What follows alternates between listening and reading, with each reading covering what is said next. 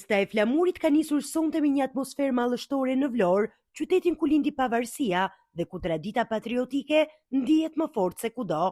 Në bulevardin Ismail Qemali, 10 valltar nga treva të ndryshme shqiptare ndezën mbrëmje me ritme folklorike, kostume shumë ngjyrshe dhe valle që bashkuan simbolikisht breza, krajina dhe qytete. Në nduar trokitet e pandalura të qytetarëve dhe flamujve kuqezi që valviteshin në çdo anë të bulevardit, atmosfera u kthye në një skenë të madhe shqiptare, duke shënuar hapjen zyrtare të festimeve për ditën e pavarësisë.